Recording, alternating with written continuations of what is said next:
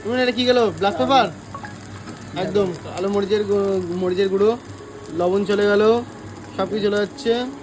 তারপর কি যাচ্ছে জানতে পারছি না। যাই হোক, এটা কি উর্মি? সয়া সস চলে গেল। ও আরে উর্মি নাড়াও না, শিখবা তো। ও এই তো, নাইস নাইস। ও কালদি আসো আসো আসো আসো। ও ও নাইস নাইস। হ্যাঁ একদম এক এক। ও কালদি, আরে ভেঙে চুরে ফেলবে নাকি নায়ক? ও ও জিও জিও কালদি জিও।